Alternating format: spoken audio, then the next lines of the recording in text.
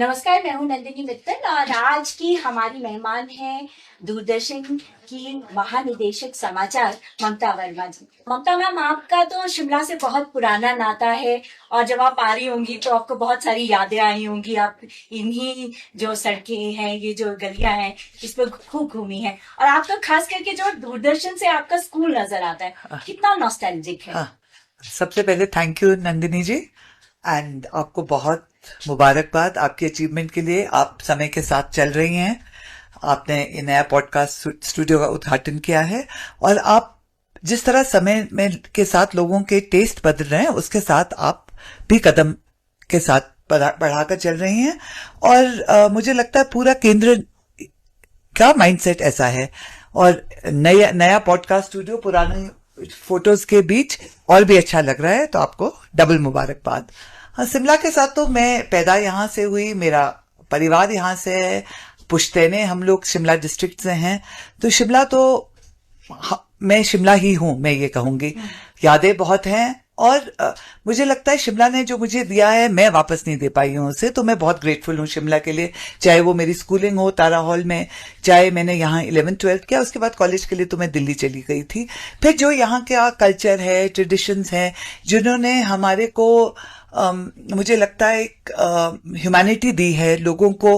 हिमाचल में एक बहुत इगैलिटेरियन कल्चर है, आदमी एक दूसरे को एज अ ह्यूमन बीइंग देखते हैं और बहुत यहाँ डिफ्रेंसिएशन नहीं है सोसाइटी में, तो वो आपके अंदर समग्र हो जाती है और आप उन्हीं नजरों से दुनिया को देखते हैं और वही आप अपनी नौकरी में अपने साथ ले चलते हैं।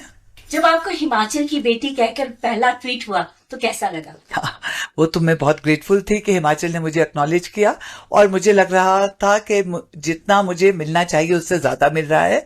मुझे खुशी की अनुभूति तो जरूर हुई, पर मुझे यह भी लगा कि अब मुझे इस तरह एक्नॉलेज किया जा रहा है तो मुझे इस पर खरा भी बैठना पड़ेगा और मुझे उस तरह लगन और निष्ठा के साथ काम भी करना पड़ेगा।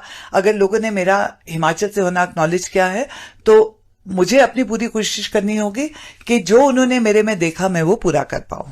और हिमाचल बहुत बदल गया है, आपको क्या लगता है कि अच्छा बदला है कि कुछ जो है उसमें सुधार किया जाना चाहिए?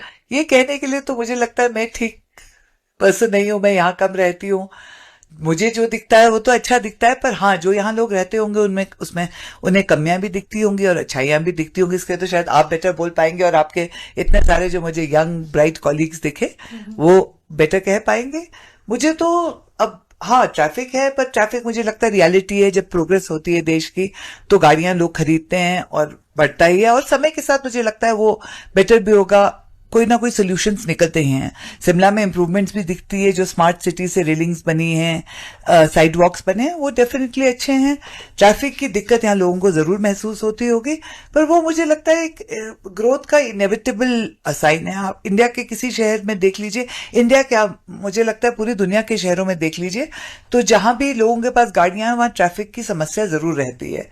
पर हाँ हर शहर को या हर जीविका को प्रॉब्लम्स से निकलने के या नेक्स्ट बेटर स्टेप पर जाने का सोचना होगा, तो यहाँ के लोग भी जरूर सोच रहे होंगे, यहाँ की सरकार भी जरूर सोच रही होगी। आप बहुत यंग बच्चों की मदर भी हैं और यूथ पर इस पर हमारी नजर भी रहती है, तो युवाओं को क्या संदेश देना चाहेंगी कि उन्हें क्या करना चाहिए कि वो देश के लिए कुछ कर सके? हमारे बच्चे तो सब हमसे बड़े होते हैं बच्चे युवा के लिए संदेश ये मैं क्या संदेश दूं? संदेश तो मुझे लगता है वो खुद ही जीवन से देखते हैं। मुझे लगता है कि मेहनत करो, वही आपको आप में कैरेक्टर डेवलप करता है। एक ही पाथ है कैरेक्टर डेवलप करने का मेरी समझ में, लिमिटेड समझ में, कि आप मेहनत करो जितनी मेहनत कर सको, क्योंकि लाइफ में ups and downs are inevitable और आप उनको तभी क्रॉस कर पाएंगे या नेविगेट कर पाएंगे जब आप मेहनत करके अपने आप को आपने थोड़ा सुदृढ़ बना लिया होगा। नहीं तो प्रॉब्लम्स भी आपको परेशान करेगी और टू मच और सक्सेस भी आपको ज्यादा हैप्पी करेगी।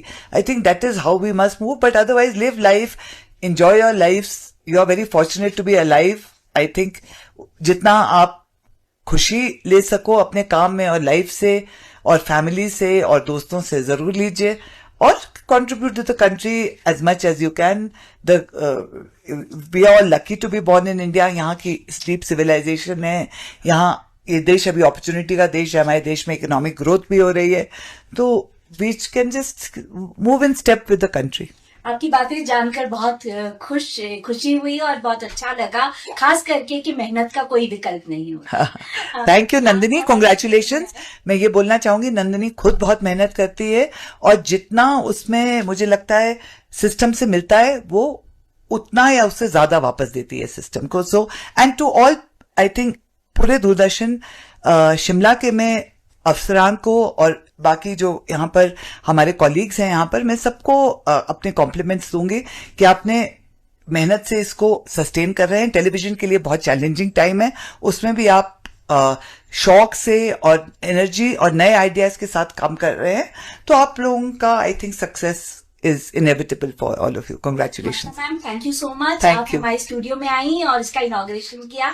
Thank you. Thank you so much.